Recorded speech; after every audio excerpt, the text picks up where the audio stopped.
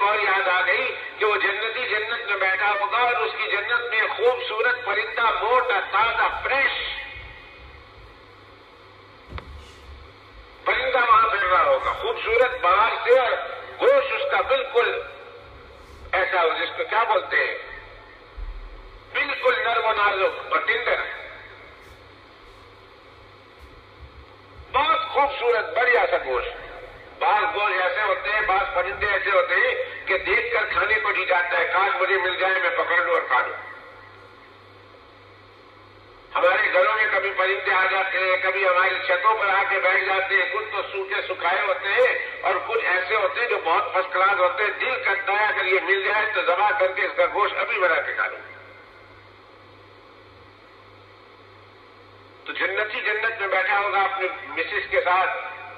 اپنی اہلیہ کے ساتھ، اور دور میں وہ پرندہ آیا ہوگا اور خوبصورت ہوگا، ابھی اس کے دل میں آئے گا ہائی کاش کتنا اچھا ہوتا کہ یہ پرندہ میں پکڑ لیتا اور پکڑنے کے بعد اس کو چیر چور کر مسالہ بنا ڈال کر اس کا کباب بنا کے کھاتا۔ ابھی یہ صرف سوچ رہا ہوگا کہ اللہ سبحانہ و تعالیٰ کے طرف سے حکم ہوگا اس کے سامنے اسی پرندے کا کباب پیش کر دیا جائے، اسی پرندے کا کباب اس کے سامنے آ جائے گا۔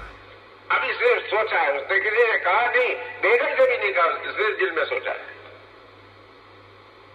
لکم فیہا ما تشتہی انفسکم ولکم فیہا ما تدعون، جو مانگو گے وہ تو تمہیں ملے گا۔ اللہ فرماتے تمہاری مرضیات کا وہاں میں اتنا خیال رکھوں گا، اتنا خیال رکھوں گا، اتنا خیال رکھوں گا کہ تم اپنے دل میں سوچو گے بھی تو تمہاری سوچ کو پورا کرنے میں مجھے سیکنڈ نہیں لگے گی اور تمہاری سوچ پوری ہو جائے گی۔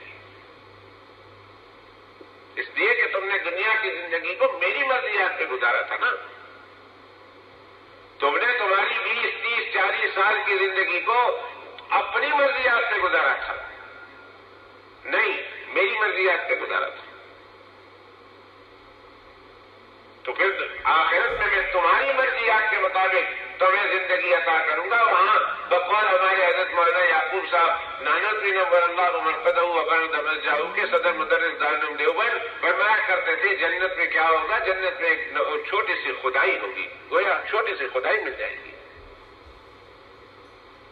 اللہ والا پاور مل جائے گا، اللہ جو چاہتے سو ہو جاتا ہے۔ وہاں اللہ تمہارے دل میں خواہش پیدا کرے گا، جو خواہش تمہاری ہوگی وہ پوری ہو جائے گی۔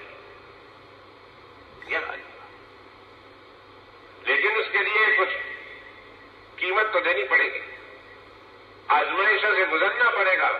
جس طرح ہمارے اسلاف گزرے ہیں، جنہوں نے ایمان قبول کیا ان سے پوچھیے انہوں نے کیا قیمت ادا کی۔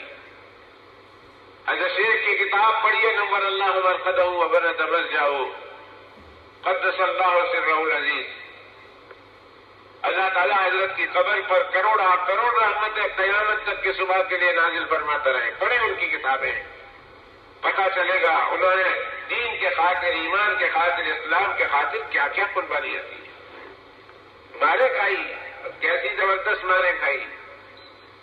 قیدیں بھگتی، جی ہاں قیدوں میں بند کر دیے گئے، وفاؤں میں بیڑیاں ڈال دی گئی، دھوپ میں لٹائے گئے، انگاروں میں جلائے گئے، بدن کے اعضا کو چمڑیاں ان کی پھاڑی گئی، چھری سے کاٹے گئے، اعضا کاٹے گئے، اور پھر قربانی کی انتہا ہو گئی کہ انہوں نے اپنی جانوں کو ہنستے ہنستے اللہ سبحانہ و تعالیٰ کے دین کے خاطر لٹا دیا، اور گویا یوں کہتے ہوئے دے دیا کہ جان دی ہوئی اسی کی تھی، جان دی ہوئی اسی کی تھی، حق تو یہ ہے کہ حق ادا نہ ہوا، کہ اللہ نے جان دی تھی واپس ہم نے اللہ کو کر دی، لیکن جس طرح جس شان کے ساتھ جان دینی چاہیے تھی، جس طرف کے ساتھ جان دینی چاہیے تھی وہ حق ادا نہ ہوا ہے۔ اللہ اس پر بھی ہم قصوروار ٹھہرے، اس پر بھی ہم مجرم ٹھہرے، اس پر بھی ہم معافی مانگتے ہیں، اللہ ہمیں معاف کر دے کہ جس شان کے ساتھ آپ کی چیز آپ کو واپس کرنی چاہیے تھی ہم نہ کر سکتے۔